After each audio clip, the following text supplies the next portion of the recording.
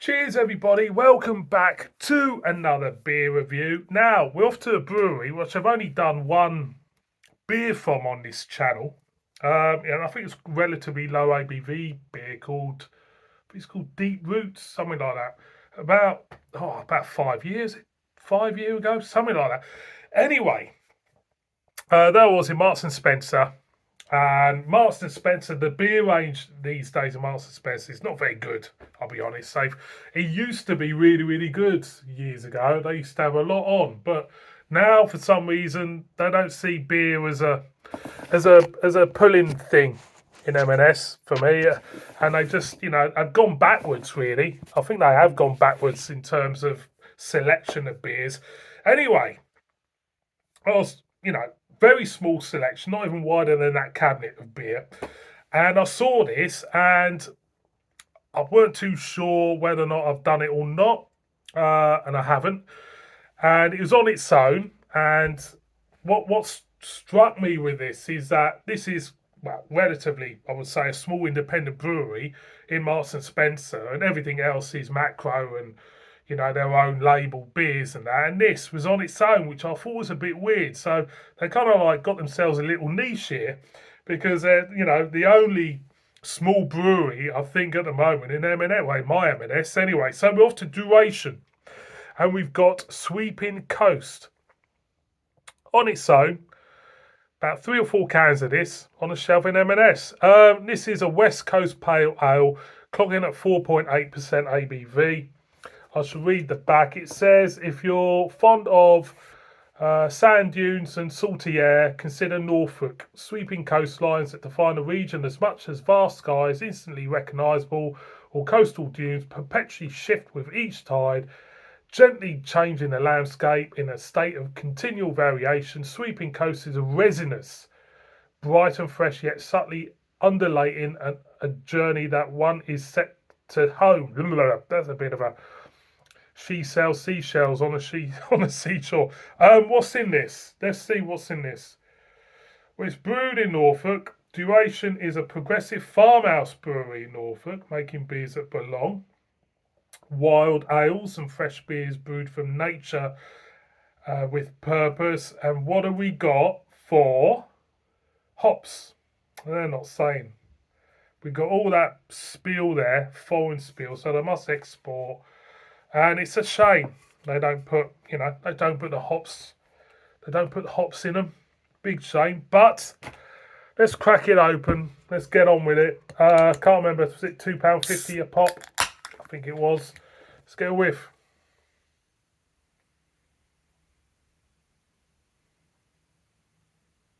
Not a lot.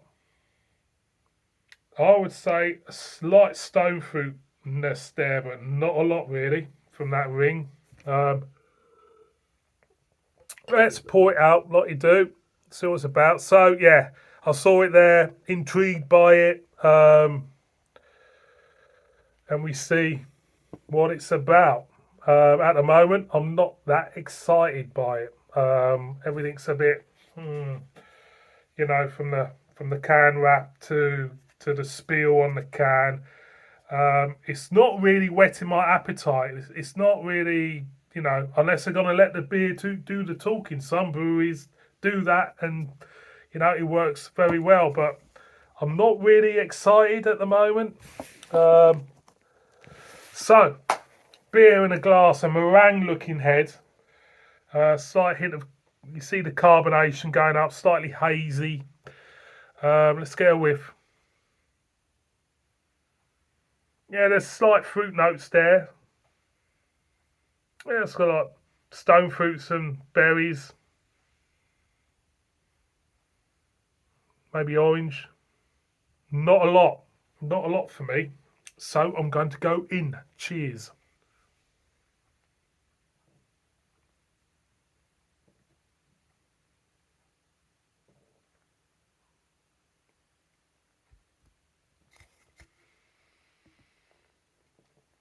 Right.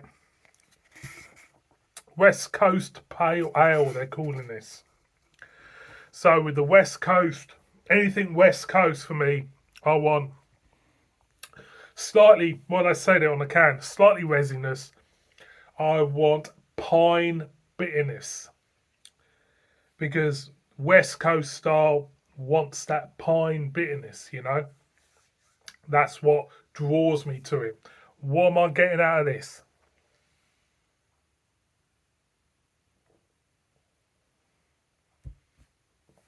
Light body.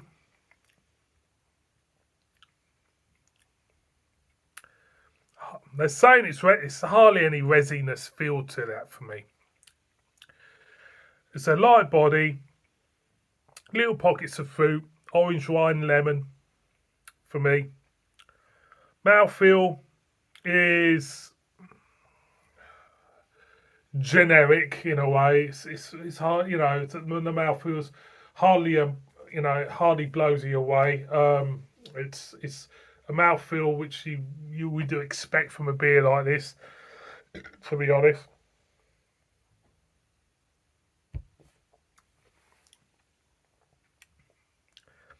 So for me, it's not resinous. It's it's nice. It's nice on the back end. You do get a bitterness, but it's not. I wouldn't regard it as a West Coast style bitterness. It's just a nice bitterness. It's a nice, everything's nice. Everything's polite. Everything's kind of like, yeah, easy going and everything. It's flavoursome. It's not a bad beer. It just for me, it's nice. It's it's not dangerous. It's very polite.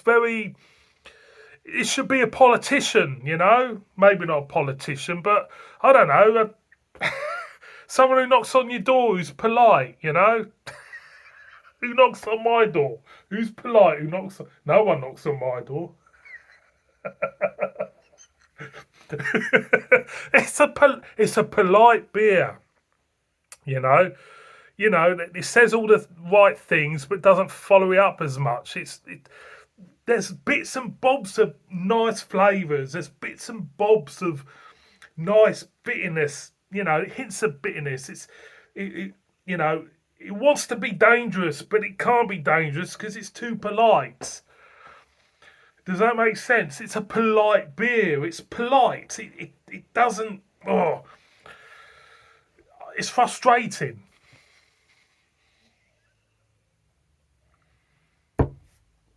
Look, it's like a nice, polite watercolour on the can. It tastes okay.